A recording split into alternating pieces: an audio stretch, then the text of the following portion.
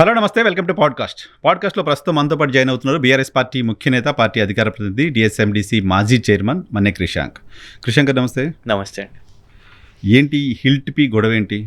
HILT P మీద పడింది BRS party అంటే ఒకటి, వీళ్ళు పొద్దున్న లేస్తే కాంట్రాక్టులు, కమిషన్లు, దాని మోతాదు ఆఫ్ స్కామ్స్ పెరుగుతూనే ఉన్నది. వాస్తవానికి దీంతోనేమన్నా ఓ రైతులకు ఏదన్నా ఈ డబ్బులు వస్తున్నాయని అంటే లేదు. పోనీ రిటైర్డ్ పెన్షనర్లకు వాళ్ళ పెన్షన్ బెనిఫిట్స్ ఏమన్నా వస్తున్నాయా మన ప్రభుత్వ ఉద్యోగులకు, ఎవరైతే రిటైర్మెంట్ అయినరో అంటే వాళ్ళకు వస్తలేవు. ఈ డబ్బులన్నీ ఎటు పోతున్నాయి అనేది వాళ్ళ ప్రశ్నార్థకమైంది. నువ్వు కట్టిన ఒక ఫ్లైఓవర్ లేదు, ఒక ప్రాజెక్టు లేదు, ఒక కమిషనరేట్ లేదు, ఒక కలెక్టరేట్ లేదు. అవన్నీ కూడా కేసీఆర్ గారి ప్రభుత్వంలో నిర్మాణాలు చేసినాం. రాష్ట్రంలో ఈ 2 సంవత్సరాల్లోనే 2 లక్షల కోట్ల అప్పు కూడా జరిగింది. ఆ అప్పు జరిగిన తర్వాత పోనీ అబద్ధాల మీద మిత్తిలు ఇంత కడుతున్నాం అంత కడుతున్నాం అంటే చూస్తే లెక్కలు క్యాక్ ప్రకారం 2,000 కోట్లు ప్రతి నెలకు ఒకసారి కడుతున్నాము అనేసి. మరి ఎందుకింత డబ్బులు అనేది ఆలోచిస్తున్నప్పుడు ఇది నిజంగానే ప్రభుత్వ ఖజానాలకు వస్తున్నా అంటే ప్రభుత్వ ఖజానాకు వస్తలేదు. ఎక్కడ పోతున్నది డబ్బంతా? అండ్ 1000 కోట్ల నుంచి మొదలైన కుంభకోణము ఇవాళ 1000 కోట్లకు. ఎట్లా 1000 కోట్లు సొంత బావమరిది కంపెనీకి కాంట్రాక్ట్లు ఇస్తావు, సొంత తమ్ముని కంపెనీకి కాంట్రాక్ట్ చేసుకోవడానికి అమెరికా దాకా పోతావు. కానీ ఇవాళ అధికార దాహం ఎంత పెరిగింది అని అంటే ద బిగ్గెస్ట్ స్కామ్ అని అంటున్నాం. కేటీఆర్ గారు ఈ లెక్క చెప్పినప్పుడు కొందరు జర్నలిస్టులు వాళ్ళందరూ కూడా ఇది ఎగ్జాజరేటెడ్ కావచ్చు అని కానీ ఇలా బీజేపీ కూడా దీనికంటే ఎక్కువ ఫిగర్ చెప్తున్నది. 5 లక్షల కోట్లు అని కేటీఆర్ గారు ఒక అప్రాక్సిమేట్ ఫిగర్ చెప్పినప్పుడు బీజేపీ వాళ్ళు కూడా 6 లక్షల కోట్లు. ఎవరైనా గ్రౌండ్ మీదకి పోయినాక నరసన్న మేము కూడా పోయి చూసినాం. ఇవాళ బీఆర్ఎస్ నాయకులు అందరూ కూడా ఒక ఇండస్ట్రియల్ పార్క్ చేస్తున్నారు కదా. కేటీఆర్ గారు ఇది ఎత్తిన మరుసటి రోజే మా నివాసం పక్కన, మా కంటోన్మెంట్ నియోజకవర్గం పక్కనకే ఎక్కడ ఉంటుంది అని పోయి చూస్తే మౌలాలి నాచారం ఉంటుంది. అక్కడ చూసినప్పుడు ఫస్ట్ నాచారందే ఉదాహరణ తీసుకుందాం. ఇది మెయిన్ చేసినామనో బీఆర్ఎస్ చేసిందనో ఇంకెవరని కాదు, దశాబ్దాల నుంచి అన్ని ప్రభుత్వాలు చేసినాయి. మేమేమి దానికంటే ముందు నాకు ఇప్పుడు 5 లక్షల కోట్ల కుంభకోణం అనే ఒక ఫ్యాన్సీ నెంబర్ చెప్తున్నారు కేటీఆర్ గారు, మీరు అంతా మాట్లాడుతున్నారు. ప్రభుత్వం ఒక పాలసీ మాత్రమే తీసుకొచ్చింది, ఇంకా 1 ఎకరా భూమి కూడా ట్రాన్స్ఫర్ జరగల. అప్పుడు 5 లక్షల కోట్ల కుంభకోణం ఎట్లా జరిగిపోయినట్టు అని అంటలేం. కానీ ఈ అంచనా వాళ్ళు ఇచ్చిన లెక్క వాళ్ళ జియోలోనే 9,292.53 ఎకరాలు అని వాళ్ళు ఐడెంటిఫై చేసిర్రు. It has been earmark. వాళ్ళు మార్కింగ్ చేసిర్రు అసలు. ఫస్ట్ ఆఫ్ ఆల్ 92.53 ఎకర్స్ అన్నప్పుడు ఈ పలానా భూమి ఇది ఖాళీగా ఉన్నది, లేకుంటే ఈ ఇండస్ట్రియల్ ల్యాండ్, ఈ so and so company sick unit ఉన్నది, లేకుంటే ఇక్కడ కాలుష్యం ఉన్నది అనేది వాళ్ళు ఐడెంటిఫై చేసిర్రు. చేస్తే బయట పబ్లిక్ డొమైన్లో పెట్టాలి కదా. కేవలం ఒక ఫిగర్ ఇచ్చిండ్రు 92.53 ఎకర్స్. ఈ 92.53 ఎకర్స్ అంటే 9,292 ఎకరాలు ఒక్కొక్కటి కూడా ₹1,00,000, ₹1,50,000, ₹2,00,000 అట్లున్నాయి గజం. ఎక్కడ కూడా ఇవాళ 50,000 అనేది మనకు ఎక్కడ కూడా దొరకలేదు. కానీ వాళ్ళు ఇచ్చిన figures, SRO figures and TGIIC figures పూర్తిగా కూడా చాలా తక్కువ ఉన్నాయి. SRO figures, sub registrar office figures అయితే లిటరల్లీ 30% అని చెప్పి. ఇవాళ మా క్వశ్చన్ ఏంటిది అని అంటే, ఒకటి మీరు అన్నట్టు వాస్తవానికి మేము అదే అంటున్నాం. కేటీఆర్ గారు 5 లక్షల కోట్లని ఫిక్స్ అయ్యారు. ఒక జెనరిక్, ఒక అప్రాక్సిమేట్ ఫిగర్ ఇచ్చారు. కానీ ఇది దానికంటే పెద్ద మోతాదులో ఉన్నది. ఇలా వాళ్ళు మాట్లాడుతున్న దాంట్లోనే మీరు గమనించండి, వాళ్ళ క్లారిటీ లేదు. వాళ్ళ క్వశ్చన్ నెంబర్ 1, ఎక్కడ ఏ పరిశ్రమ మూతబడ్డది, ఏ పరిశ్రమ ముందుకొచ్చి ఇవాళ మా భూమిని మీరు దాన్ని రెగ్యులరైజ్ చేసేయండి, అక్కడ రెసిడెన్షియల్ కాంప్లెక్సో లేకుంటే మాలో ఏంటిదో ఏం నిర్మాణం చేసుకుంటారో అనేది మీరు ఐడెంటిఫై చేసినరా? అడిగిన తర్వాత, క్వశ్చన్ చేసిన తర్వాత ఫ్రీ ల్యాండ్స్, ఎఫ్ఎల్హెచ్ఎస్ గురించి, హోల్డింగ్స్ గురించి మీరు మాట్లాడారు. ఇవాళ ఖాళీ జాగాలు కూడా ఉన్నాయి. అంటే ఇండస్ట్రీస్ ఎస్టాబ్లిష్ అవ్వడమే కాదు, మధ్యలో ఖాళీ జాగాస్ ఉన్నాయి. అయితే ఇలా మా క్వశ్చన్ ఏంటంటే, అక్కడ ఆల్రెడీ ఇండస్ట్రీస్ పనిచేస్తున్న క్రమంలో మధ్యలో మీరు ఒకవేళ ఏదైనా ల్యాండ్ ఎవరికన్నా అమ్మకానికి పెట్టినా కూడా వాళ్ళు అక్కడ రెసిడెన్షియల్ కాంప్లెక్స్ ఎట్లా కడతారు? ఎందుకంటే ఒక ఇండస్ట్రియల్ ల్యాండ్కి నెసెసిటీస్ ఎట్లుంటాయో ఒక రెసిడెన్షియల్ ల్యాండ్కి కూడా ఇవాళ అలాంటి రిక్వైర్మెంట్స్ ఉంటాయి. మనం అట్లాంటి చట్టాలను పెట్టుకున్నాం. పాలసీ వల్ల అక్కడ రెసిడెన్షియల్ కాంప్లెక్స్ కడితే ఇబ్బంది అనేది మీ అభ్యంతరమా? అసలు పాలసీ అభ్యంతరమా? ఆ పాలసీయే రాంగ్. ఆ policy kind of policy already BRS ప్రభుత్వంలో తీసుకొచ్చారు అనేది కదా మంత్రి శ్రీధర్ బాబు చెప్తున్నమాట. దాన్ని ఎందుకు తీసుకొని వచ్చినాం? దాన్ని తీసుకొని వచ్చింది ఇవాళ ఏ నాచారంని షిఫ్ట్ చేయాలనో, లేకపోతే ఏ మౌలాలిని షిఫ్ట్ చేయాలనో ఏ పటాన్ చెరువుని షిఫ్ట్ చేయాలని కాదు. బీఆర్ఎస్ ఆ టైంలో డిఫెన్స్ కారిడార్ పదే పదే కేంద్రంలో ఉన్న కేంద్ర మంత్రులను, భారతీయ జనతా పార్టీకి చెందిన కేంద్ర మంత్రులను పదే పదే కలిసి డిఫెన్స్ కారిడార్, ఎందుకు డిఫెన్స్ కారిడార్, మిదాని ఎక్కడున్నది, ఇవాళ అక్కడనే చుట్టుపక్కనున్న ఇండస్ట్రీస్, కేవలం ప్రభుత్వ ఇన్స్టిట్యూషన్స్ కాదు, అదే కారిడార్లో ఒక లాక్హీడ్ మార్టిన్, బోయింగ్ అతిపెద్ద విమానంకి సంబంధించిన మ్యానుఫ్యాక్చరింగ్ పార్ట్స్ కూడా లాక్హీడ్ మార్టిన్ ఇక్కడ మన దగ్గర నిర్మాణం చేపడుతున్నది. రకరకాల సంస్థలు వచ్చినాయి. సో అలాంటిది మాకు అక్కడ మీరు ఈ డిఫెన్స్ కారిడార్ని ఇవ్వండి అని అడిగినాం. ఎందుకంటే అలాంటి సెటప్ అక్కడ కావాల్సిన రోడ్స్ కానివ్వండి, అక్కడ ఎలక్ట్రిసిటీ పర్పసెస్ కానివ్వండి, మొత్తం ఇన్ఫ్రాస్ట్రక్చర్ అక్కడ వచ్చింది. సైమల్టేనియస్లీ ఫార్మా సిటీ కోసం భూసేకరణ చేసినాం. భూసేకరణ కంప్లీట్ అయింది. ఎందుకు వ్యాక్సిన్ క్యాపిటల్గా మనము ఎంకరేజ్ చేయాలి, ఇన్సెంటివ్స్ ఇవ్వాలి. దానికోసం ఒక పాలసీని కూడా మేము తీసుకొని వచ్చినాం, అదే టీఎస్ఐ పాస్ పాలసీ. ఎలాంటి ఇబ్బందులు లేకుండా డైరెక్ట్గా ఎలాంటి రాజకీయ ప్రమేయం లేకుండా మీకు పాలసీ వచ్చే విధంగా ఇవాళ ఫార్మాసిటీ కోసం భూసేకరణ చేసినాం. మీకు లేని క్లారిటీ ఏంటిదంటే, ఫస్ట్ ఫార్మాసిటీ విషయం మీద మీరు ఫార్మాసిటీ రద్దు అని చెప్పిన వాళ్ళు మీరు మీ ఎన్నికల ప్రచారాలలో చెప్పారు, మీ అందరు మంత్రులు మాట్లాడారు, మీరు వాగ్దానాలు ఇచ్చారు ఫార్మాసిటీ రద్దు అని. అండ్ దానికోసం మీరు ఫస్ట్ కూడా ఫార్మాసిటీని రద్దు చేస్తున్నామని ప్రభుత్వం వచ్చిన తర్వాత కూడా అన్నారు. కానీ కోర్టు దగ్గర, హైకోర్టు దగ్గర, గౌరవ హైకోర్టు దగ్గర మీరు కన్ఫ్యూజన్లో పడ్డారు. ఎందుకు? అది ఇంపార్టెంట్, అది మన హెచ్ఐఎల్టీపీకి కూడా సంబంధించి ముడిపడి ఉంటుంది. ఎందుకు అంటే కోర్టు ఏం చెప్పింది అంటే, సరే నువ్వు ఫార్మాసిటీ రద్దు అంటున్నావు కదా, మరి తిరిగి భూములు ఇచ్చేయాలి కదా రైతులకు. అక్కడ లేదు మేము రద్దు కాదు, మేము ఫార్మా విలేజెస్ చేస్తున్నాం, క్లస్టర్స్ చేస్తున్నాం, ఇది అని. దాని మీద ఇప్పటి వరకు ముందడుగు వేయలేదు. సేమ్ థింగ్ ఇక్కడ కూడా మేము అజామాబాద్ యాక్ట్ పక్కన పెడదాం, ఇంకా వెనక్కి వెళ్దాం. ఇలా రేవంత్ రెడ్డి గారు కాంట్రడిక్ట్ సొంత కాంగ్రెస్ ప్రభుత్వాన్నే చేస్తున్నారు, యూపీఏ ప్రభుత్వాన్నే చేస్తున్నారు. ఎట్లా? ఎస్ఈజెడ్ యాక్ట్ ఏమని చెప్తుంది? స్పెషల్ ఎకనామిక్ జోన్స్ విషయం మీద ఒక పరిశ్రమకు రాయితీలు ఇస్తూ తక్కువ ధరల్లో భూములు ఇస్తే అది కేవలం పరిశ్రమ నిర్మాణం కోసం మాత్రమే చేయాలి. అవును, లేకపోతే ప్రభుత్వానికి పూర్తిగా తీసుకునే హక్కు ఉన్నది. అది ప్రైవేట్ ల్యాండ్ కాదు, అది వాళ్ళు ఆ పర్పస్ కోసం. ఆ పర్పస్ ఏంటిది? ఒక ఇండస్ట్రీ వస్తే ఎంప్లాయ్మెంట్ వస్తుంది, ఆ ఇండస్ట్రీని చూసి 10 ఇంకో పెట్టుబడులు వస్తాయి. ఇక్కడ ఒక కొత్త ప్లేస్లో మనం ఒక ఇండస్ట్రీ తీసుకొని వచ్చినామంటే, ఓహో ఇక్కడ ఇండస్ట్రీస్ వస్తున్నాయి కదా అని ఇంకొన్ని వస్తాయి. ముందు వరంగల్లో సాయంట్, టెక్ మహీంద్రా, వాటి తర్వాత కిటెక్స్ సంస్థను పోయి కేరళలో మేము వదిలేసుకుంటున్నాము అన్నప్పుడు, మేము ఇతర రాష్ట్రాల్లో వెంచర్ చేద్దాం అనుకుంటున్నప్పుడు హుటాహుటిన కేటీఆర్ గారు వారికి చాపర్ పంపించి తీసుకొని వచ్చి మనం ఐడెంటిఫై చేసినాం, వాళ్ళు ఎక్కడ పెట్టాలి అనేది కూడా కన్విన్స్ చేయగలిగినాం. వరంగల్లో డైరెక్ట్ ఇక్కడికి హైదరాబాద్కి రాలేదు సాబు జేకబ్ గారు, నేరుగా కేరళ నుంచి వరంగల్కి వెళ్ళారు. అక్కడ చూసిరు, అధికారులను పంపించినాం, అది చూసిరు, అనౌన్స్ చేసిరు. ఇవాళ 20,000 మంది ఉద్యోగులు తెలంగాణ వాళ్ళు వరంగల్లో largest kids second largest apparel కిటెక్స్లో పనిచేస్తున్నారు వరంగల్లో. సేమ్ కొంగర కలాన్లో ఫాక్స్కాన్ వాళ్ళకి తీసుకొని వచ్చినాం, యంగ్ లివ్ గారు అనుకుంటా, ఐ ఫైమ్ రైట్, చైర్మన్ గారు, వారికి ఫాక్స్కాన్ అక్కడ చూపెట్టినాం. కొంగర కలాన్ ఇవాళ కంప్లీట్ అయిపోయిన పరిస్థితి. సో మనం ఇయర్ మార్క్ చేసినాం. ఇవాళ మీరు ఫస్ట్ నంబర్ 1 మీ పాలసీయే పెద్ద బోగస్. ఎందుకు అని అంటే, ఇక్కడ ఒకవేళ పరిశ్రమలు నంబర్ 1 కాలుష్యం అని అంటున్నావు, మరి కాలుష్య రహిత పరిశ్రమలను నువ్వు నిర్మాణం చేయడానికి ఎక్కడ ఐడెంటిఫై చేసినావు? నంబర్ 1. నంబర్ 2, ఈ పరిశ్రమలు ఇక్కడి నుంచి అక్కడికి వెళ్తాయా? ఈ పరిశ్రమలు వెళ్తే ఆ చుట్టుపక్కల ఉన్న వర్కర్స్ కూడా వాళ్ళందరూ వాళ్ళ ఇల్లు అవన్నీ కూడా. సో ఇప్పుడు నాచారంలో ఉన్న వ్యక్తి, పటాన్చెరులో ఉన్న వ్యక్తి, నువ్వు ఫర్ ఎగ్జాంపుల్ నువ్వు ఇయర్ మార్క్ చేసుకున్నావు అనుకుందాం, 4th సిటీ వరకు వెళ్తారా? అక్కడ ఎలాంటి ఏమైనా నిర్మాణాలు జరిగినాయా? ఇవాళ వరకు రోడ్సే శాంక్షన్ అయినాయి, ఆ రేడియల్ రోడ్స్ ఇవి అవి అనేది శాంక్షన్ అయినాయి, ఇంకేం పూర్తి కాలేదు. సో ఒక అభూత కల్పనలో భాగంగా నువ్వు ఇవాళ అమ్మకానికే ప్రొసీజర్ పెట్టేసినావు. అమ్మకానికి ఆల్రెడీ రిజిస్టర్ చేసిన భూములు అని కదా ప్రభుత్వం చెప్తుంది. ఆల్రెడీ వాళ్ళకి ఇచ్చేసిన భూములు, అవి రిజిస్టర్ చేసిన భూములు, లీజ్కి ఇచ్చిన. For what purpose? Company purpose. Company కాకుండా ఇవాళ రెసిడెన్షియల్ అనేది పెట్టి ఇవాళ జరుగుతున్న నష్టం ఏంటిది అని అంటే, ఒకటి ఏంటిది అని అంటే, it is not a viable subject. ఇవాళ కంపెనీస్ అవన్నీ మూతబడ్డ కంపెనీలేనా? ఎన్ని మూతబడ్డ కంపెనీలు ఉన్నాయి? సో దాని మీద అసలు ఎక్కడున్నది నీ స్టడీ? ఎక్కడ ఎగ్జామిన్ చేయలేదు గవర్నమెంట్ అనేది, చేయలేదు. అంటే చేసినా బయట వాళ్ళు చూడండి, లెక్క 9,292 ఎకరాలది బయటికి రాగానే అసలు మేమేస్తున్న ఆరోపణల మీద కాదు, ఇవన్నీ కాదు, ఈ మ్యాటర్ బయటికి ఎట్లా వచ్చింది, దీని మీద విజిలెన్స్ ఎంక్వైరీ. వాళ్ళ సీరియస్నెస్ చూడండి మీరు.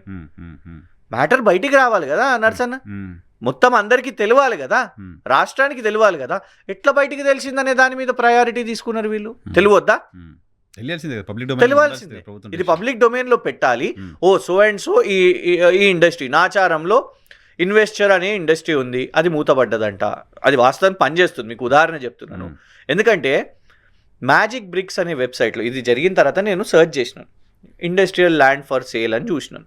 చూస్తే మౌలాలి నాచారంలో ఒక ల్యాండ్ కనిపించింది, 7 కోట్లను పెట్టారు. అందులో మ్యాప్ లొకేషన్ చూసి అక్కడ పోయినాను.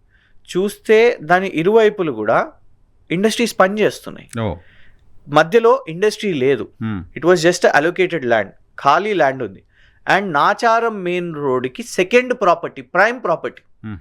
అంటే మినిమం చూసుకున్నా కూడా 1,50,000 నుంచి 2 లక్షల గజం అక్కడ ఉంటుంది, ఎందుకంటే ప్రైమ్ ప్రాపర్టీ కాబట్టి.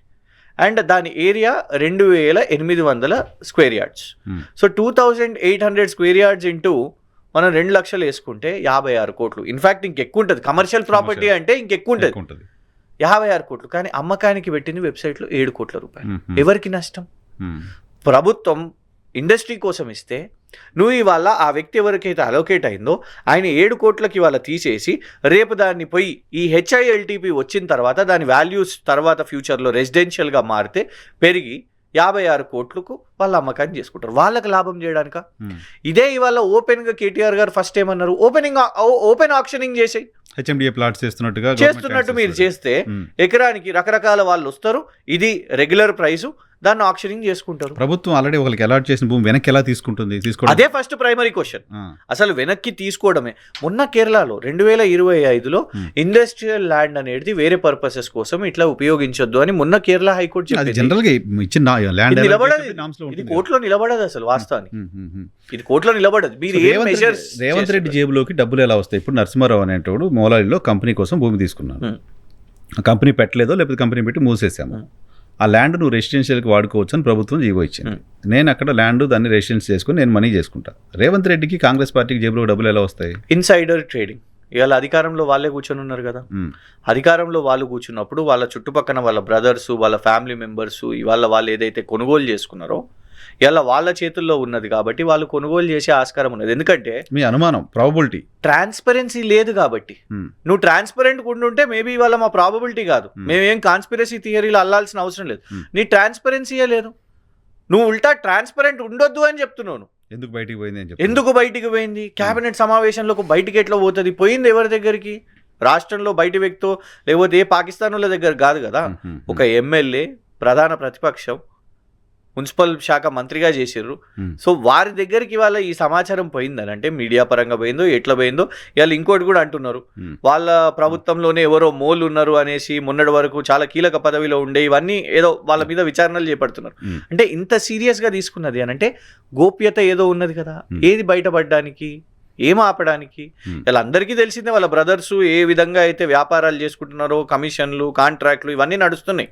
మొత్తం మున్సిపల్ శాఖ మంత్రి సీఎం గారి దగ్గర ఎందుకున్నది, హోంమంత్రి వాళ్ళ దగ్గరనే ఎందుకున్నది, ఇవన్నీ రెండింటిని డామినేట్ చేయడం. సో ఇలాంటి సమయంలో క్వశ్చనబుల్గా మీ కాంట్రాక్ట్స్ మీరు ఏ విధంగా అయితే కొండా సురేఖ గారి ఎపిసోడ్ అందరం చూసినాం, ఇది ఓపెన్గా రోడ్డు మీద పడ్డది. మంత్రి కూతురు మాట్లాడిన మాటలు కదా, మంత్రి ఇంటికి పోలీసులు వెళ్ళారు, సిట్టింగ్ క్యాబినెట్ మంత్రి ఇంటికి పోలీసులు వెళ్ళారు, టాస్క్ ఫోర్స్ పోలీసులు వెళ్ళారు, వాళ్ళ ఓఎస్డీని తొలగించారు. వేసిన ఆరోపణ కూడా ఏంటిది, నేరుగా కరప్షన్ జరిగింది, కాంట్రాక్ట్లు, ఇది ఒక పారిశ్రామికవేత్తను తుపాకీతో బెదిరించారు అని అన్నారు. అప్పుడు మంత్రి గారు ఆ ఓఎస్డీని కాపాడారు కదా, మంత్రి గారు వారి అఫీషియల్ కారులో తీసుకొని వాళ్ళను సెక్యూర్ చేశారు. మంత్రి గారు కుమార్తె రోడ్డుకి ఎక్కి డెక్కన్ సిమెంట్స్ ఇది తుపాకీతోని బెదిరించింది వాస్తవమే, కానీ కేవలం మా ఓఎస్డీ ఒక్కడే కాదు, సీఎం గారి ముఖ్య అనుచరుడు రోహిన్ రెడ్డి కూడా ఉన్నాడు, తుపాకీ వచ్చింది అక్కడి నుంచి ఆయన ఆరోపణ వేసినప్పుడు వేర్ ఇస్ ది ఎఫ్ఐఆర్, విచారణ ఇక్కడ? అండ్ వారు ఇంకోటి కూడా మాట్లాడారు అదే విషయం మీద, ఒక ఏరియా భూమి గురించి మాట్లాడుతూ వాళ్ళ బ్రదర్స్ అక్కడ ఎట్లా చేస్తున్నారు, అక్కడ రోడ్డు ఎండోమెంట్ రోడ్డు పడుతున్నా కూడా దాన్ని ఆపేసిర్రు, ముఖ్యమంత్రి గారు విదేశాల్లో ఉన్నా కూడా, కొరియాలో ఉన్నప్పుడు కూడా దాన్ని ఆపేసిర్రు. సో ఇవల్ల క్యాబినెట్లో ఒక మంత్రి గారు మాట్లాడుతున్నప్పుడు ఇంకొక నంబర్ 2 మంత్రి గారు, రెవెన్యూ శాఖ మంత్రి గారు, వారి అబ్బాయి మీద ఎఫ్ఐఆర్ అయింది నిన్న వట్టిరాగులపల్లిలో. 70 మందితోని ట్రెస్ పాసింగ్ అంటే ఏంటిది? ల్యాండ్ గ్రాబింగ్ అన్నట్టు. ల్యాండ్ గ్రాబింగ్ చేయడానికి 70 మందితోని 4 జేసీబీలతోని నువ్వు రాఘవ కన్స్ట్రక్షన్స్ పొంగులేటి శ్రీనివాసరెడ్డి గారి అబ్బాయిది వాళ్ళు వెళ్ళి వాళ్ళ భూ కబ్జా చేయాలని ప్రయత్నం చేస్తే ఎఫ్ఐఆర్ అయింది వాళ్ళ మీద. సో ఇంత భూదందాలు చేస్తున్నప్పుడు ఇలాంటి ఒక కీలక ట్రాన్స్ఫర్మేషన్ పాలసీ అని నువ్వు 9,000 ఎకరాలది నువ్వు ఇవాళ తీసుకొని వస్తే మీ ఇంటెన్షన్స్, మీ ట్రాక్ రికార్డ్ మేము ఎందుకు ప్రశ్నించొద్దు? అనుమానం ఉంది, ఇవన్నీ చేస్తున్నారు కాబట్టి అది కూడా జరిగి ఉంటుందని మీ అనుమానం. స్పష్టంగా ఇది ఎందుకు ఇప్పుడు అంత అవసరం? ప్రభుత్వ ఖజానాలోకి వెళ్లకుండా నీకు అవసరమే ఉంటే నువ్వు ప్రజలకు ఇల్లు కట్టు. ఇంద్రమ్మ ఇల్లు అంటున్నావు కదా, ఇల్లు కట్టు. లేదు నువ్వు దాన్ని గ్రీన్ ఇండస్ట్రీగా మార్చు, లేదు ఐటీ పార్క్స్ తీసుకొనిరా. కానీ నువ్వు దాన్ని కన్వర్ట్ చేస్తున్నావు కదా, కన్వర్ట్ చేస్తే ఎవరికి లాభం కాడని చేస్తున్నావు? ప్రభుత్వ ఖజానాకి అయితే దమ్మిడి లాభం జరుగుతుంది. కానీ మధ్యతరగతి వాళ్ళు, పేదలు, హైదరాబాద్లో ఉండే వాళ్ళందరికీ 9,000 ఎకరాల్లో మొత్తం వెంచర్స్, ప్లాట్లు కట్టేస్తే తక్కువ ధరకి భూములు, ఇల్లు దొరికే పరిస్థితి ఉంటుందని ఒక లాజిక్ కాంగ్రెస్ పార్టీకి సంబంధించిన నాయకులు మాట్లాడుతున్నారు. అంటే ఇప్పుడు యు మీన్ టు సే మా మారేడుపల్లిలో 2 లక్షల గజం కాకుండా నాకు నాచారంలో మీరు వాళ్ళు అంటున్న 10,000 రూపాయలకు నాకు గజానికి ఇప్పించగలుగుతారా? Is it possible? సామాన్యులకు అవుతుందా? అది కాదు, సామాన్యులకు కాదు. ఆ ఇండస్ట్రీస్ ఎవరైతే వదులుకుంటున్నారో వాళ్ళకే కదా. వాళ్ళు పోనీ ధరలు తగ్గించి వాళ్ళు అమ్ముతారా రేపు? అంటే తర్వాత 3 బెడ్రూమ్ ఫ్లాట్, ఇవాళ ఒక 3 బెడ్రూమ్ ఫ్లాట్ సుమారు 2.5 కోట్ల విలువకున్నది. కానీ ఈ ల్యాండ్ ధర తగ్గిన తర్వాత వాళ్ళు 50 లక్షలకు అమ్ముతారా? డెఫినెట్గా నో. లేకుండా అందరు పోయి అక్కడనే చేసుకుంటారు కదా. అండ్ ఇంకోటి మేము అదే అడుగుతున్నాం, నువ్వు అదే ఓపెన్ మార్కెట్లో నువ్వు అమ్ముతే ఇవాళ సామాన్యులకు మాకు వస్తుంది. ప్రభుత్వ రేట్, ఎస్ఆర్ఓ రేట్ ప్రకారం అందరం మీరు నేను అందరం లైన్ కట్టుకొని పోయి కొంటాం. అవేవో పెడుతుంటారు కదా, లంచ్ ఫ్రీ, 500 కట్టండి, ఇది కొట్టండి, లాటరీ అనేసి అట్లా బోగస్ చేసుకుని వాళ్ళ 1,00,000 రూపాయలు అదేదో నడుస్తున్నాయి కదా హౌసింగ్ స్కామ్లు. అట్లాంటిది ఇవాళ ప్రభుత్వమే చేపడితే నిజంగా కొంటది. హెచ్ఎండిఏ ప్లాట్స్ అమ్మకానికి పెట్టినట్టు. లీగల్ ఇష్యూస్ వస్తాయి కదా, ల్యాండ్ మనం ఒకరికి అలాట్ చేసి. అందుకే లీగల్ ఇష్యూస్ ఎందుకు వస్తాయి అని అంటే, ఫస్ట్ ఆఫ్ ఆల్ ఇది వయబుల్ ఎందుకు కాదు అని అంటే, నేను అందుకే అడిగినాను, మీరు ఇయర్ మార్క్ చేసినరా ఎన్ని ఇండస్ట్రీస్ ఇలా ఆ ఇండస్ట్రీస్ నడుస్తుంటే నరసన్న మొత్తం జోన్ని మార్చాలి, ఆ జోన్ని మొత్తం తీసేయాలి. నువ్వు పటాన్ చెరువు నుంచి పరిశ్రమలు మొత్తం తొలగియాలి. ఒక పరిశ్రమ ముందు ఇప్పుడు మనకు ఒక స్కూల్ పక్కన ఒక వైన్ షాప్ ఉండొద్దు, ఒక కాలనీ పక్కన వైన్ షాప్ ఉండొద్దు, ఒక గుడి పక్కన వైన్ షాప్ ఉండొద్దు. మనము చేసుకున్న రూల్స్ ఇవి. అలాగే ఇండస్ట్రియల్ జోన్స్లో కేవలం ఇండస్ట్రీసే నిర్మాణం చేస్తారు. సో ఇవాళ రేవంత్ రెడ్డి గారికి సూటి ప్రశ్న ఏంటంటే, మొత్తం ఇండస్ట్రియల్ జోన్నే తొలగించేస్తున్నాను, నాచారంలో మొత్తం వెళ్ళిపోతుందా, మౌలాలిలో మొత్తం వెళ్ళిపోతుందా, పటాన్చెరులో మొత్తం వెళ్ళిపోతుందా, జీడిమెట్లో మొత్తం వెళ్ళిపోతుందా, మేడ్చల్ మొత్తం వెళ్ళిపోతుందా? How is it possible? So చాలా మందికి ఉపాధిని దూరం చేయటం కూడా కదా ఇది. డెఫినెట్గా నువ్వు ఒక సిటీ ఎస్టాబ్లిష్మెంట్ మొత్తం ఇది ఒక్కొక్క జోన్, ఒక మిధాని కేంద్రంలో ఉన్న జవహర్లాల్ నెహ్రూ గారి టైం నుంచి మనకు వచ్చినాయి, ఇందిరాగాంధీ గారి టైం నుంచి వచ్చినాయి, రాజశేఖర్ రెడ్డి గారు, కేసీఆర్ గారు, every government has done that. అంత పెద్ద ఒక చేంజ్ని నువ్వు తీసుకొని వచ్చే ప్రయత్నం ఒక నగరాన్ని. ఇంకోటి కొందరు మూర్ఖులు ఏమని అంటున్నారు అంటే, దీన్ని ఏమి ఈక్వేట్ చేస్తున్నారు అంటే, ఆ కేసీఆర్ గారి టైంలో కూడా భూములను అమ్మిరు కదా అని అంటున్నారు. అది కూడా మేము సమాధానం చెప్తాం. ఇవాళ మీరు ఏదైతే హెచ్ఐఎల్టీపీ తీసుకొని వచ్చిర్రో, నాచారం సిటీ లోపట ఉన్నది, హైదరాబాద్ సెంటర్లో ఉన్నది, మౌలాలి సిటీ లోపట ఉన్నది, పటాన్ చెరువు కూడా ఓఆర్ఆర్ లోపట్నే ఉన్నది, మేడ్చల్ కూడా టెక్నికలీ ఓఆర్ఆర్ లోపట్నే ఉన్నది, జీడిమెట్లో కూడా ఓఆర్ఆర్ లోపట్నే ఉన్నది. నువ్వు ఇవాళ ఏదైతే అమ్మకానికి పెడుతున్నావు, the heart of the Hyderabad city లోపట నువ్వు అమ్మకాన్ని పెడుతున్నావు. కానీ కేసీఆర్ గారు కోకాపేట్ 2014 ఒకసారి కోకాపేట్కి మనం వెళ్ళుంటే అక్కడ ఏమి పెద్ద కట్టడాలు ఏమీ లేకుండే. కేసీఆర్ గారు ఇవాళ ఏం చేసిండ్రు, ఒక నగరం నిర్మాణం చేసిండ్రు. అంటే హైదరాబాద్ బియాండ్ కోకాపేట్ ఎక్స్పాన్షన్ అయింది. కేవలం కోకాపేట ఒకటి కాదు, లుక్ ఈస్ట్ అనే పాలసీ తీసుకున్నారు. ఇటు వరంగల్ వైపు కూడా దాన్ని ప్రోత్సహిస్తూ ఒక టెక్ మహీంద్రా, సైంట్, కిటెక్స్, ఇవన్నీ గట్కేసర్, కీసరా, ఇటు ఎలాబరేట్ కావాలి, ఇటు దిక్కు మనం పరిశ్రమలు కట్టుకోవాలి అనేది. మీకు అందుకే హైదరాబాద్ నగరం అపార్ట్ ఫ్రమ్ కంటోన్మెంట్, ఎందుకంటే డిఫెన్స్ ఏరియా ఉన్నది కాబట్టి షామీర్పేట్ ఏరియా మినహా అన్ని ఏరియాల వైపు కూడా నగరం ఎస్టాబ్లిష్ అవుతూ మీకు మేడ్చల్ సుచిత్ర ఆడి దిక్కుపోతుంటే బ్రాండెడ్ షోరూమ్స్ అవును అటు దిక్కు మీకు 2014 వరకు అట్లా లేకుండే. కానీ ఇవాళ కోంపల్లి దాటి ఐటీ పార్క్ అవన్నీ కూడా ఎందుకు తీసుకొని వచ్చినాం, అక్కడ నిర్మాణాలు చేపిస్తే అక్కడ ఇన్వెస్టర్స్ పెరుగుతారండి.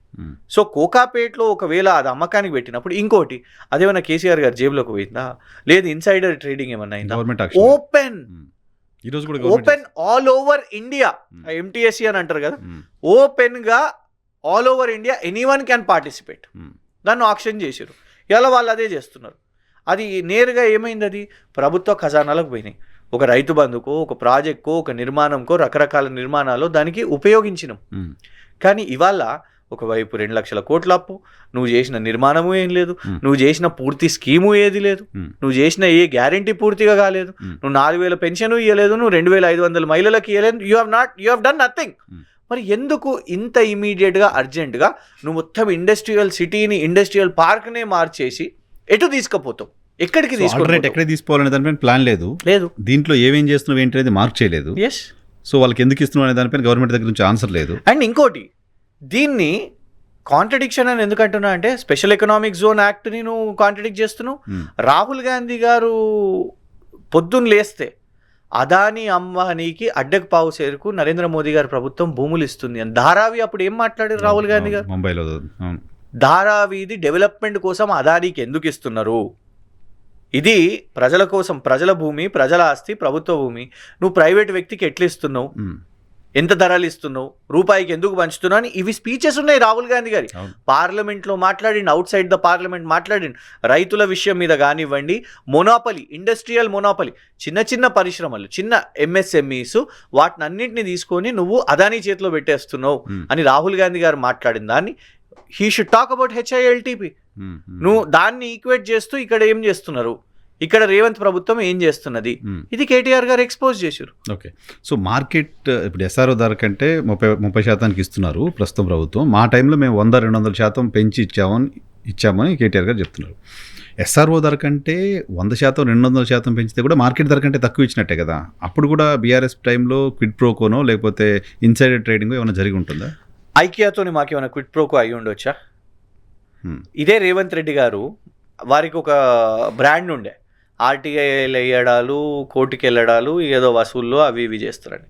కానీ మేము ఐకియా అనే సంస్థ నర్సన్న, అది ఇండియాలో ఫస్ట్ టైం ఎక్కడ పెట్టింది, అది హైదరాబాద్లో పెట్టింది, మన దగ్గర పెట్టింది.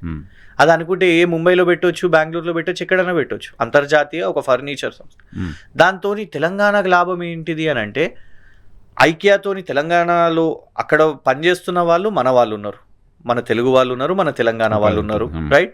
పోనీ ఎంతమంది ఉన్నారా అని పక్కన పెడితే, ఐకియా వచ్చినందుకు, ఒక సెటప్ వచ్చినందుకు అక్కడ ఇంకో 10 సంస్థలు రావా మనకి? ఎట్లా ఎగ్జాక్ట్లీ. ఇప్పుడు Amazon second largest campus out side US కట్టినప్పుడు గూగుల్ కూడా ఆలోచిస్తుంది, నేను అక్కడనే కడతా.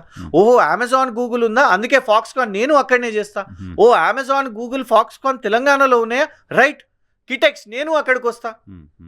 లేదు ఇంకా మన మేధా, మనకు రైల్ కోచ్ ఫ్యాక్టరీ వస్తలేదు, మేధా వాళ్ళు ప్రైవేట్ రైల్ కోచ్ ఫ్యాక్టరీ, అట్లా ఒకళ్ళని చూసి ఇంకొకళ్ళని చూసి ఇంకొకళ్ళు వచ్చిండ్రు. దాంతో లాభం జరిగింది, ఇన్వెస్టర్స్, ఇండస్ట్రియలిస్ట్ ఇక్కడ వస్తున్నందుకు.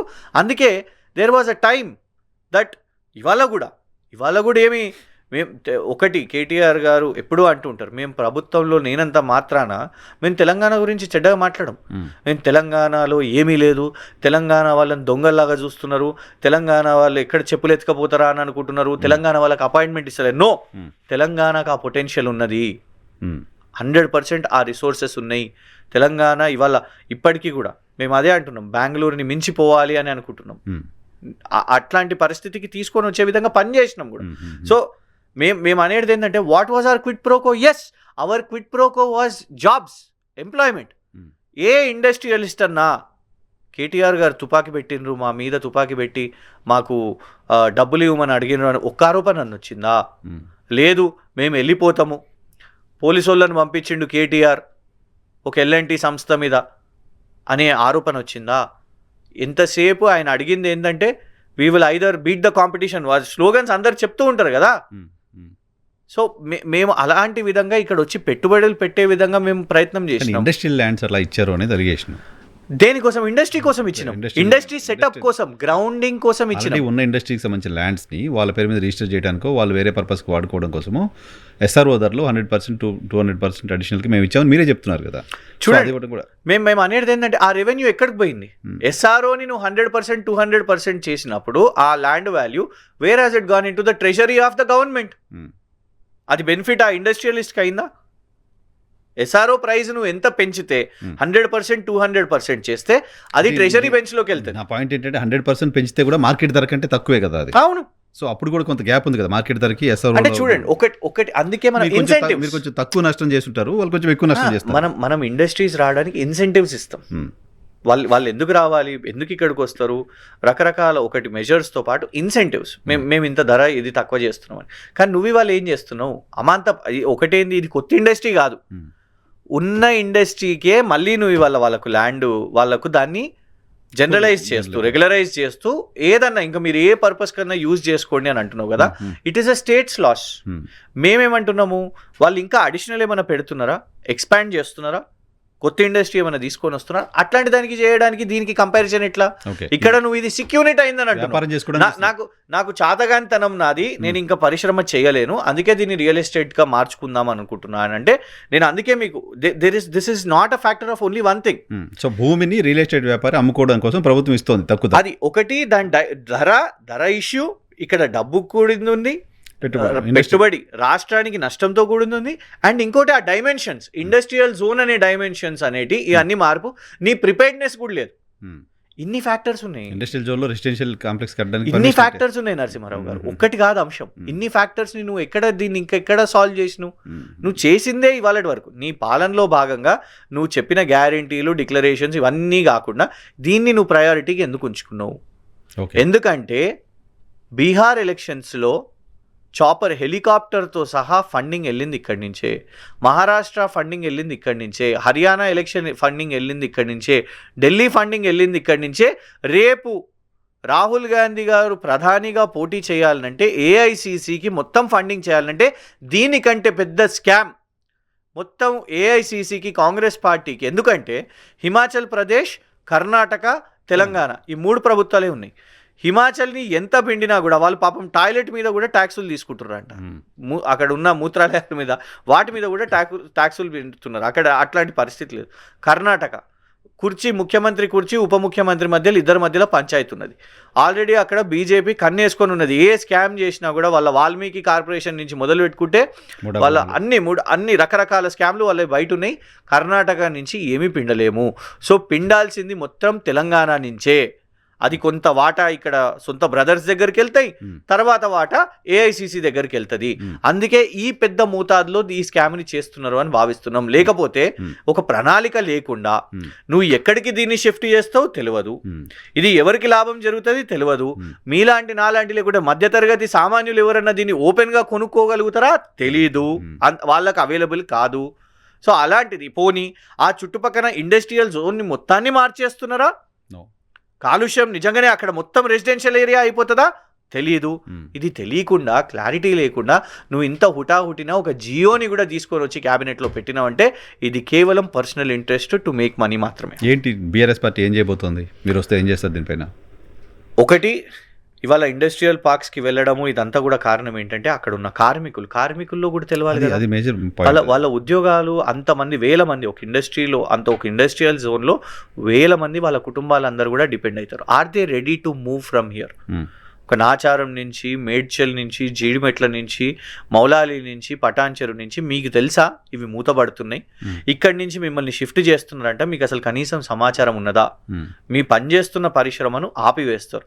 ఇక్కడ ఒక మార్కెట్ ఎస్టాబ్లిష్ అయిన తర్వాత కొత్త ప్లేస్కి వెళ్ళి ఇవాళ ఫర్ ఎగ్జాంపుల్ మీ ఛానల్ ఉన్నది, మీరు ఇక్కడ ఉన్నారు, సడన్గా మిమ్మల్ని తీసుకుపోయి జార్ఖండ్ లేచి ఇక్కడ ఛానల్ నడిపియండి అంటే మీకు అక్కడ భాష తెలవాలి, మీకు అక్కడ ఉన్న పొలిటికల్ మ్యాటర్స్ తెలవాలి, అక్కడ ఆ మొత్తం మార్కెట్ని మీకు అండర్స్టాండ్ చేసుకునేసరికి మీ ఛానల్ నడుస్తుందో లేదో కూడా తెలియదు. సేమ్ థింగ్ ఈ ఇండస్ట్రీని ఇక్కడికి వెళ్ళి నువ్వు తీసేసి షిఫ్ట్ చేసి 4th సిటీలో పెడితే ఆ 4th సిటీలో ఏం నడుస్తుంది, ఎంత ఏరియా వస్తుంది, ఎంత నిర్మాణం చేసుకోవాలి, దానికోసం పెట్టుబడి ఏంది, ఆ మార్కెట్ ఏంది, వాళ్ళు ఏం ప్రోడక్ట్ చేసుకోవాలి, ఎక్కడ జరిగిందండి ఈ వర్క్ అంతా. So first we have started with the industrial parks. ఆ వర్కర్స్ అక్కడ ఉన్న వర్కింగ్ ఫోర్స్తోని అదొకటి స్టార్ట్ చేసినాం. Round table conferences, intellectuals of the society వాళ్ళందరినీ. అల్టిమేట్గా ఇక నేను పూర్తి స్ట్రాటజీని బయట పెట్టేయలేను కానీ లీగల్గా ఇది ఆగిపోతుంది కాబట్టి ఖచ్చితంగా ఆ దిశలో కూడా ఆలోచిస్తున్నాం. లీగల్ ఫైట్ ఉంటుంది. ఎస్, బట్ మేము అడుగుతున్నది ఏంటంటే దీన్ని కుంభకోణం అని అంటున్న భారతీయ జనతా పార్టీ. శోధా కన్స్ట్రక్షన్స్ అప్పుడు మహేశ్వర్ రెడ్డి గారు కుంభకోణము బావమరిది కంపెనీకి ఇచ్చారు అని అన్నారు. నరేంద్ర మోదీ గారు వచ్చి ఆర్ఆర్ ట్యాక్స్ ఇక్కడ నడుస్తుంది కమిషన్ అని అన్నారు. ఈటల రాజేందర్ గారు ఒక కీలక మంత్రి వాళ్ళ సతీమణి కమిషన్స్ తీసుకుంటుంది అని అంటున్నారు. ఇక్కడ మళ్ళొకసారి మీరు పీపీటీలు కేటీఆర్ గారిలా కాపీ కొట్టి మీరు కూడా పీపీటీలు స్క్రీన్లు పెట్టి మరీ చెప్తున్నారు కదా, ఎందుకు మరి మీ సంస్థలు వచ్చి విచారణ చేపట్టదు? ఎవరు కాపాడుతున్నారు రేవంత్ రెడ్డి గారిని? ఎందుకు భారతీయ జనతా పార్టీ చేతిలో ఉన్న ఇన్వెస్టిగేటివ్ ఏజెన్సీస్ ఏమి లేని ఫార్ములా డబ్బులు అక్కడ ఉన్నాయి 40 crores ఆ రేజ్ పెట్టినాం, అయినా కూడా మీరు ధనాదని ఈడీని పిలుచుకొని వచ్చారు. గవర్నర్ గారితో విచారణకు కూడా ఆదేశించారు. కేసీఆర్ గారి మీద సిబిఐ పెట్టారు. కాళేశ్వరం ప్రాజెక్ట్ ఒక్క పిల్లర్ కోసం సిబిఐని పెట్టారు. మరి ఇక్కడ అతిపెద్ద కుంభకోణం అని అంటున్నారు. మాకంటే 1.5 కోట్లు మీరు పెంచిరు దీన్ని. ఇంకా మేము 5 లక్షల కోట్ల కుంభకోణం అంటే భారతీయ జనతా పార్టీ వాళ్ళు 6.5 లక్షల కోట్లు అని అంటున్నారే. ఎందుకు మరి విచారణ చేపడతలేరు రేవంత్ రెడ్డి గారి మీద? చూద్దాం. కిషన్ రెడ్డి గారు నేను మాట్లాడుతున్నారు, విచారణ చేపడతారేమో చూద్దాం. వాళ్ళని చేపడతారు కూడా చూద్దాం. మిగతా మీరు బ్రదర్స్ అంటున్నారు, పదే రేవంత్ బ్రదర్స్ పైన అలిగేషన్స్ చేస్తున్నారు. ఏంటి మీ దగ్గర ఉన్న ఎవిడెన్స్ ఏంటి? ముఖ్యమంత్రి ఉన్నారు, ఆయన కుటుంబ సభ్యులపైన ఆరోపణలు చేయాలి కాబట్టి చేస్తున్నట్టేనా? కొండలరెడ్డి గారి పేరు చెప్పమంటారా, లేకపోతే తిరుపతి రెడ్డి గారి పేరు చెప్పమంటారా, లేకపోతే జగదీశ్వర్ రెడ్డి గారి పేరు చెప్పమంటారా? లెస్ నోన్ జగదీశ్వర్ రెడ్డి గారి నుంచి మొదలు. బ్రదర్స్ అయితే వ్యాపారాలు చేసుకోకూడదా? ముఖ్యమంత్రి బ్రదర్స్ అయితే కంపెనీలు పెట్టకూడదా? డెఫినెట్గా చేసుకోవచ్చు, కానీ ఒకటి ఏంటంటే మన దగ్గర office of profit, misuse of office అనేది ఉంటుంది. మీ సొంత బ్రదరు ముఖ్యమంత్రిగా ఉన్నప్పుడు మీకు అందులో ముఖ్యమంత్రి గారి కార్యాలయం నుంచి బెనిఫిట్స్ అవుతూ మీరు ఇవాళ కాంట్రాక్ట్లు చేసుకుంటూ ఉన్నారంటే నిజంగా కూడా అవి ఇవాళ చట్టపరంగా వాటి మీద చర్యలు తీసుకోవాల్సిందే. అమెరికా వరకు పోయి ఇక్కడి నుంచి ప్రపంచ టూర్ కని ముఖ్యమంత్రి గారు పోయి ఏదో పెద్ద అక్కడ నిజంగానే ఒక ఫారెన్ అక్కడ ఇన్ఫోసిస్ వాళ్ళను లేకుంటే గూగుల్ వాళ్ళను అమెజాన్ వాళ్ళను కలుస్తారంటే 2 నెలల ముందే పుట్టిన స్వచ్ఛ బయో అనే సంస్థను కలుస్తారండి. జగదీశ్వర్ రెడ్డి గారు అందులో డైరెక్టర్. అనుముల జగదీశ్వర్ రెడ్డి గారు సొంత బ్రదర్ రేవంత్ రెడ్డి గారి. పోయి 1000 కోట్ల ఒప్పందం చేసుకొని వస్తారు. ఎవరినో ఒక వ్యక్తిని డమ్మీ క్యాండిడేట్ని పెట్టేసి ఎవరు చూడరు కదా ఇంట్లో అనేసి అనుకుంటారు. ఫనీ ఏదో సంథింగ్ XYZ నేమ్ చూడగానే అందరు కూడా హర్ష పస్నూరి ఎవరినే అనేసి అనుకుంటారు. సడన్గా చూస్తే దాంట్లో డైరెక్టర్ వాళ్ళ బ్రదర్ ఉంటారు. మరి ఇది చేయవచ్చునా వ్యాపారం? ఒక క్వశ్చన్ ఏమొస్తుంది అని అంటే, రేవంత్ రెడ్డి గారి బ్రదర్ దగ్గర 1000 కోట్లు ఉన్నాయా పెట్టుబడి పెట్టడానికి? ఇక్కడ పోయి చూస్తే అడ్రస్ చూస్తేనేమో ఒక రెసిడెన్షియల్ అపార్ట్మెంట్, ఒక ఫ్లాటు, కనీసం పేరు కూడా ఉండదు, కానీ 1000 కోట్లు ఒప్పందం ఈడికెళ్ళి మొదలైంది. ఇక రియల్ ఎస్టేట్ గురించి ఇలా అందరికి కూడా తెలుసు. పర్సెంటేజ్లు ఇవ్వాలనంటే ఏది చేంజ్ ఇన్ ల్యాండ్ యూజ్ కావాలన్నా, మున్సిపల్ శాఖలో ఏది చేయాలన్నా అయితే తిరుపతి రెడ్డి గారి దగ్గరను లేకుంటే కొండల రెడ్డి గారి దగ్గరను ఇవాళ పోయి వాళ్ళు ఆమోదిస్తేనే, ఇంత ప్రతి ఎకరానికి ఇంత డబ్బులు ఇస్తేనే ఇవాళ వాళ్ళకు పర్మిషన్స్ అనేటివి వస్తాయి. అందుకే కదా అఫీషియల్గా ప్రోటోకాల్. అసలు తిరుపతి రెడ్డి గారు ఏంటిది సర్పంచా? పార్టీ ఇన్ఛార్జ్ కాన్స్టిట్యున్సీకి. పార్టీ ఇన్ఛార్జ్కి కూడా సెక్యూరిటీ గన్మెన్లు ఉంటాయా? పార్టీ ఇన్ఛార్జ్కి కూడా ప్రోటోకాల్స్ ఉంటాయా? ప్రోటోకాల్ ఉండదు. కలెక్టర్ గారు నాకు తెలిసి కలెక్టర్ గారు ఎమ్మెల్యేలకు కూడా వాళ్ళ కుర్చీ వదిలి రారు. నెవర్. ఎవరు కూడా లేవాల్సిన అవసరం లేదు, అసలు ఎవరు కదా. కానీ తిరుపతి రెడ్డి గారు వస్తే కలెక్టర్ గారు కార్యాలయం బయటికి ఉరికొచ్చి బొకే ఇచ్చి మరీ రిసీవ్ చేసుకొని వెళ్ళడము ఇవాళ ఎలాంటి పెత్తనమో చూడండి. ఇవాళ హైదరాబాద్ నగరంలో అందుకే కదా హైడ్రా కూడా భయపడుతుంది. పేద ప్రజల ఇళ్ళ మీదకి బుల్డోజర్ తీసుకుపోవడానికి హైడ్రా భయపడింది. తిరుపతి రెడ్డి గారు మీరు వెళ్ళి కోర్టుకు పోయి నోటీస్ తీసుకోండి, మీకు అంత టైం ఇస్తాము అని చెప్తే 60 కోర్టుకు వెళ్ళి తీసుకొని వస్తే ఇవాళ ఈ పరిస్థితి.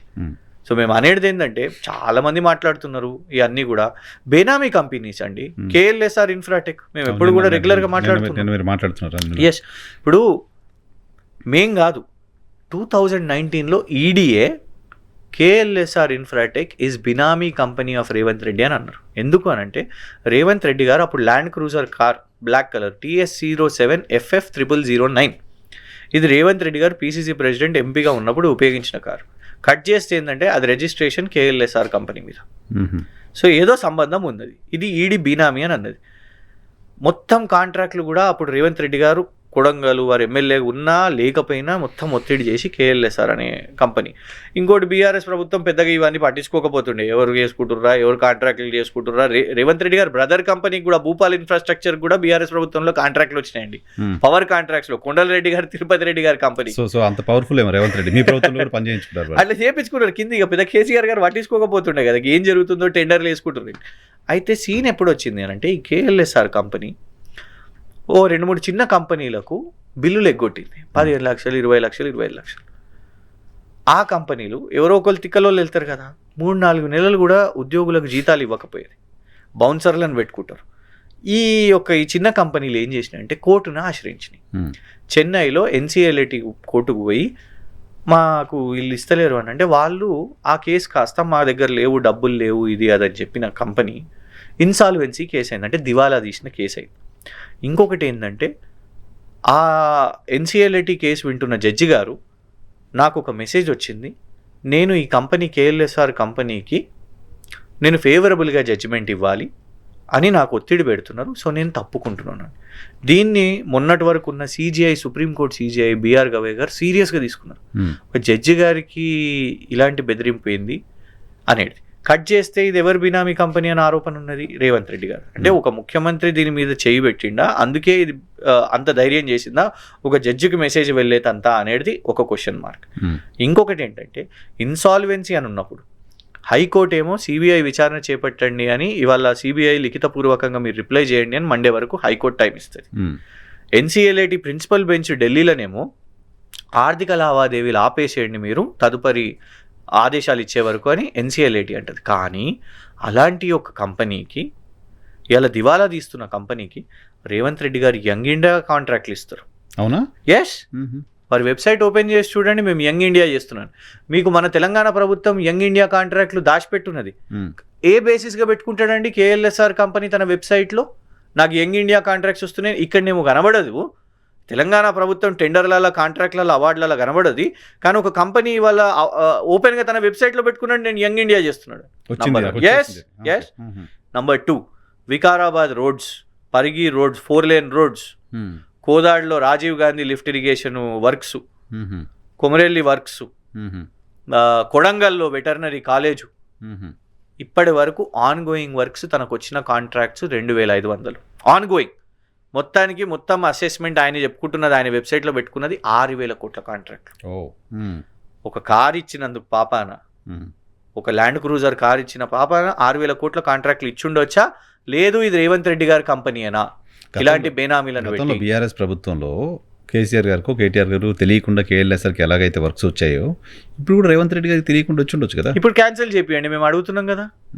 ఇన్నిసార్లు మేము ప్రెస్ మీట్ పెట్టి, సుప్రీంకోర్టు ఎన్సీఎల్ఏటీలో నడుస్తుంది, సిబిఐ విచారణ నడుస్తున్నది, ఇప్పుడు క్వశ్చన్ చేస్తున్నాం. ఇవన్నీ వైలేషన్. ఆర్టీఐ లేసినామండి దీని మీద, ఆర్టీఐ లేచి రిప్లైలు అడిగితే కూడా గోప్యంగా ఉంచుతున్నారు. సో ఇవాళ ఇంత ఒత్తిడి నడుస్తున్నప్పుడు, ఇంకోటి మా టైంలో టెండర్స్ అవన్నీ నడిచినాయి. ఇవాళ చూడండి టెండర్ ప్రక్రియ గురించి మళ్ళీ కొండా సురేఖ గారి కుమార్తె ఏమన్నది, టెండర్లు గిండర్లు ఏం నడుస్తలేవు, నచ్చిన వాళ్ళకి ఇచ్చుకుంటున్నారు. ఇలా టెండర్ ప్రక్రియ అనేది లేదు. ఇలా చూడండి ముఖ్యమంత్రి గారి మీద ఎందుకు మేము బ్రదర్స్ అని అంటున్నామంటే, ఫ్యామిలీ మెంబర్స్ వీళ్ళ ఫ్యామిలీ బిజినెస్లు నడుస్తున్నాయి, ఇక్కడ పంపకాలు చేసుకుంటున్నారు అనేది రాష్ట్రంలో 3 అంశాలు సరిపోవా? కొండా సురేఖ గారి కూతురు అలిగేషన్స్, రోడ్డు మీదికి ఒక క్యాబినెట్ మినిస్టర్ ఇంటి మీదికి పోలీసులు వెళ్ళడము, ఓఎస్డీ తప్పించుకోవడం, ఎఫ్ఐఆర్ కాకపోవడం, పొంగులేటి శ్రీనివాసరెడ్డి గారి ఇంటి మీదికి ఈడీ రేడ్ అయ్యి, మంత్రిగా ఉన్నప్పుడు ఇంటి మీదికి రేడ్ అయ్యి మనీ మెషిన్లు వస్తున్నాయని చెప్పి ఆ న్యూస్ ఇవాళకి కూడా బయటికి రాకపోవడం, వాళ్ళ అబ్బాయి మీద ఇవాళ ఎఫ్ఐఆర్ అయిపోవడం, ఇవాళ భూ కబ్జా చేసిండని, ఇవన్నీ కూడా అంత క్లియర్గా ఆ ఎఫ్ఐఆర్లోనే 70 మందితోని, అంటే మంత్రి ఉన్నాడు అనే హోదాతోనే కదా 70 మందితోని ఇవాళ లా అండ్ ఆర్డర్ హైదరాబాద్లో లేదు, ఇన్ కంట్రోల్ అనేది చాలా స్పష్టంగా అర్థమవుతున్నది. దీంతో ఎలా బిజినెస్లు నడుస్తున్నాయి, ఎలా ల్యాండ్ మాఫియా నడుస్తున్నది, ఎలా లా అండ్ ఆర్డర్ ఫెయిల్ అయింది, ఎలా ఇవాళ ముఖ్యమంత్రి గారు కాంట్రాక్ట్లు, పొంగులేటి శ్రీనివాసరెడ్డి గారు, కొండా సురేఖ గారు, ఈ 3 ఎపిసోడ్లు సరిపోవా అండి? Thank you very much Krishankar. ఇది క్రిషాంకర్తో స్పెషల్ పాడ్కాస్ట్ చూస్తూనే ఉండి.